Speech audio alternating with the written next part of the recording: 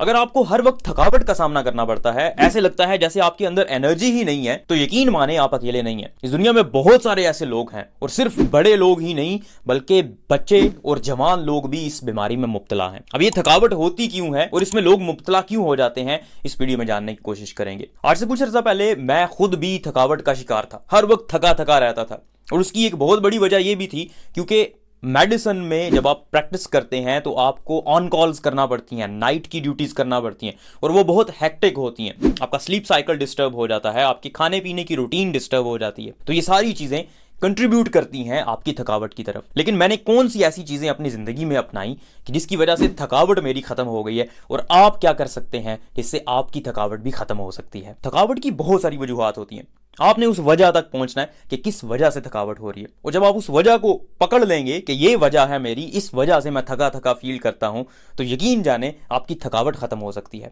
जिन लोगों की उम्र ज्यादा होती है, उम्र के साथ साथ आपके जिस्म के हिस्से, जिस्म के आज़ा काम करना उस तरह से काम नहीं करते, काम करना छोड़ जाते हैं, तो उसकी वजह से भी थकावट होती है। आपकी एनर्जी लेवल्स कम हो जाते हैं।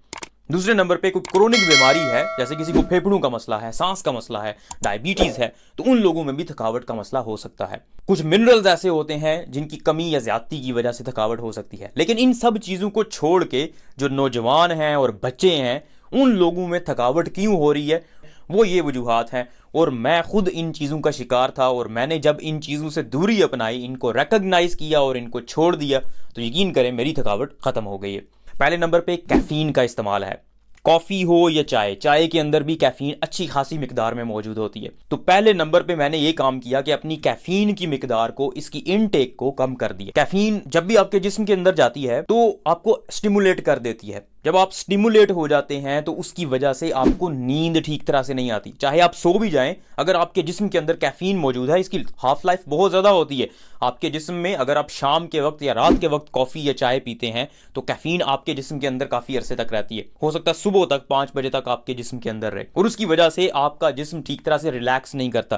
और जब आपका जिस्म रिलैक्स नहीं करेगा तो जब आप सुबह उठेंगे तो आपको थकावट होगी। तो ये एक बहुत बड़ी वजह है थकावट की। अगर आप कॉफ़ी या चाय का इस्तेमाल करते हैं और वो भी शाम के वक्त ज़्यादा इस्तेमाल करते हैं, तो ये आपकी थकावट का सबब बन सकती है। इसलिए कॉफ़ी या चाय पिएं, ज़रूर पिएं। मैं भी बहुत ज़्यादा इस्तेमाल करता हूं, लेकिन मैंने सुबह के वक्त और लंच के वक्त इस्तेमाल की है, इसके बाद मैंने इस्तेमाल करना छोड़ दिए। अब मैं शाम के वक्त या रात के वक्त कॉफ़ी या चाय बहुत कम इस्तेमाल करता हूं। चाय इस्तेमाल करता हूं, कॉफ़ी मैं रात के वक्त बिल्कुल भी इस्तेमाल नहीं करता। हाँ, कभी मैंने पढ़ना हो या मैंने लेट नाइट काम करना है कुछ, तो फिर मैं यूज़ कर लेता हूँ। अदरवाइज मैं कभी भी कॉफ़ी या चाय को रात के वक्त कंज्यूम नहीं करता। दूसरे नंबर पे आपकी नींद है। अगर आप अपनी नींद पूरी नहीं करते तो आपको थकावट का सामना करना पड़ता है, और मेरा ख्याल है कि ये एक बहुत बड़ी वजह है लोगों में थकावट की। जिन लोगों को भी थकावट का सामना करना पड़ता है वो अपनी नींद पूरी ना होने की वजह से इसका सामना कर रहे हैं। नींद पूरी क्यों नहीं होती, बहुत सारी वजूहात हैं। जो लोग इवन बीमार भी होते हैं, उन लोगों में भी, क्योंकि उनको नींद ठीक तरह से नहीं आती, इस वजह से उनको थकावट होती है। नींद आपके जिस्म में एक ऐसा मैकेनिज्म है, एक ऐसा तरीका है जिससे आपकी बॉडी के एनर्जी लेवल्स दोबारा से पूरे हो जाते हैं। जब आप उठते हैं सुबह तो आप बिल्कुल फ्रेश हो जाते हैं, आपका जिस्म रीबूट हो जाता है। जैसे आप अपने मोबाइल को, अपनी डिवाइस को रीस्टार्ट करते हैं तो वो दोबारा से ठीक काम करना शुरू कर देती है। बिल्कुल ऐसे ही जब आप सो जाते हैं और सो के उठते हैं तो it is meant to work as a reboot. आप दोबारा से फ्रेश फील करते हैं, दोबारा से एक नया स्टार्ट लेते हैं। लेकिन अगर आपकी नींद पूरी नहीं हुई, नींद के अंदर कुछ मसला हुआ है, तो उसकी वजह से फिर आपको थकावट का सामना करना पड़ता है। अगले दिन भी आप पूरा दिन सुस्त रहते हैं और आप ग्रम्पी होते हैं, गुस्से में होते हैं। अब आप अपनी नींद को ठीक कैसे कर सकते हैं, इसके लिए स्लीप हाइजीन का ख्याल रखना होता है। स्लीप हाइजीन क्या होती है, आपने टाइम पे सोना है। जिस टाइम पे भी आप सोते हैं हमेशा उसी टाइम सोएं, और अपने आप को अप्रोप्रिएट टाइम दें, एक अपॉर्चुनिटी दें कि आपने इस टाइम में सोना। अब देखें, अगर आप 10 बजे सोते हैं और सुबह 5 बजे उठते हैं तो 10 बजे पूरे बेड पे ना जाएं, बल्कि उससे थोड़ा सा टाइम पहले चले जाएं, क्योंकि आपको नींद एकदम से तो नहीं आती। आपको 15 मिनट, 20 मिनट, कुछ लोगों को आधा घंटा, कुछ लोगों को 45 मिनट लग जाते हैं सोने में। लेकिन वो 45 मिनट बहुत इंपॉर्टेंट होते हैं। उसकी वजह क्या होती है, अगर आप उस 45 मिनट में या 40 मिनट में या आधे घंटे में मोबाइल फ़ोन का इस्तेमाल कर रहे हैं, तो मोबाइल फ़ोन की लाइट आपके दिमाग के साथ जाके छेड़खानी करती है। आपकी बॉडी में एक सर्केडियन रिदम होता है। सर्केडियन रिदम का मतलब ये है कि 24 आवर का एक साइकिल होता है, एक क्लॉक होती है, एक घड़ी होती है।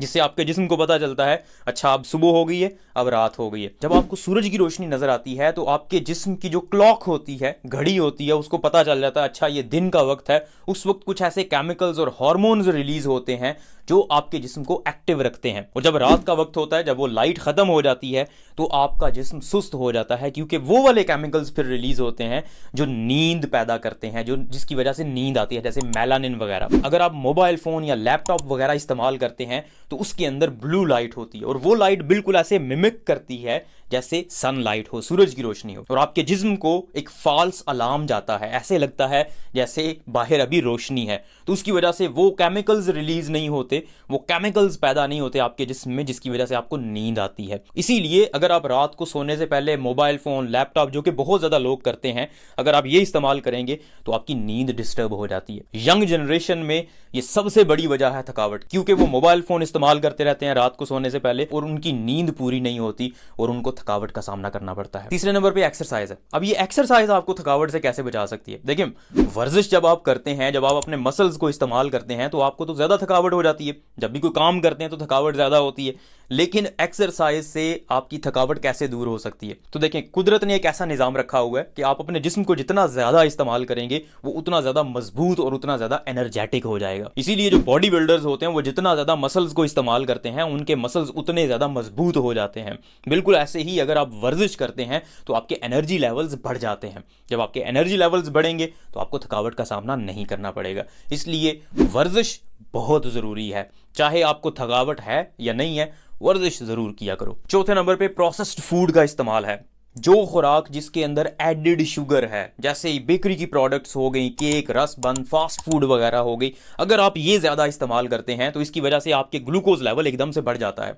जब आपकी ग्लूकोज लेवल्स एकदम से ज्यादा होता है, क्रैश हो जाता है, आपको नींद आ जाती है। लेकिन वो जो ही कम होता है, एकदम से कम होता है, तो उसकी वजह से आपकी नींद डिस्टर्ब भी हो जाती है। तो अगर आप शाम के वक्त या रात के वक्त बहुत ज्यादा खाना खाते हैं और प्रोसेस्ड फूड खाते हैं तो आपको नींद तो हो सकता आ जाए, लेकिन आपकी नींद डिस्टर्ब रहेगी।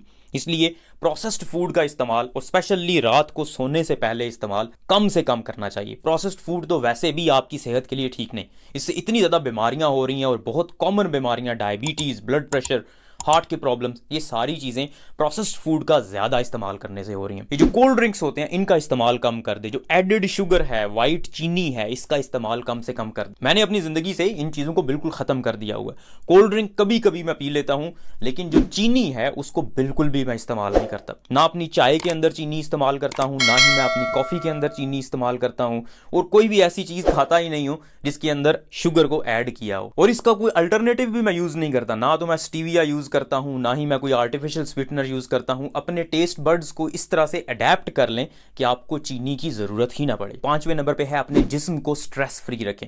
जब आपके जिस्म में स्ट्रेस ज्यादा होती है, आप परेशान होते हैं, एंग्जाइटी में होते हैं, तो उसकी वजह से भी आपकी नींद डिस्टर्ब होती है। जब आप हर वक्त स्ट्रेस में रहते हैं तो आपका एक सिस्टम एक्टिवेट हो जाता है जिसको सिंपैथेटिक सिस्टम कहते हैं। आपके जिस्म में ऐसे केमिकल्स, ऐसे हार्मोन्स बनते हैं जो आपको एक्टिवेट कर देते हैं, और फिर उनसे नींद नहीं आती। जैसे ये जो कॉर्टिकोस्टेरॉइड्स होते हैं, ये आपके जिस्म में ज़्यादा हो जाते हैं स्ट्रेस की वजह से। जब ये ज़्यादा होते हैं तो फिर आपको नींद नहीं आती, आपका जिस्म एक्टिवेट रहता है और हर वक्त आप थके थके फील करेंगे। छठे नंबर पे सोशल आइसोलेशन है। इसका मतलब ये है कि अगर आप अपने रिश्तेदारों से, अपने दोस्तों से मिलते जुलते नहीं हैं, अकेले अकेले रहते हैं, तो उसकी वजह से एंग्जाइटी, परेशानी, डिप्रेशन और नींद का पूरा ना होना, ये सारी चीज़ें आपके साथ हो सकती हैं, और उसकी वजह से फिर आपको हर वक्त थकावट महसूस होती है। इसलिए कोशिश करें कि अपने रिश्तेदारों से, अपने दोस्तों से मिलते जुलते रहें। हाँ, सोशलाइजेशन करें, अपने रिश्तेदारों से, अपने दोस्तों से मिलें, लेकिन सोशल मीडिया से नहीं, रियल लाइफ में। क्योंकि सोशल मीडिया का जितना ज़्यादा आप इस्तेमाल करेंगे, आपकी एंग्जाइटी और परेशानी बढ़ सकती है,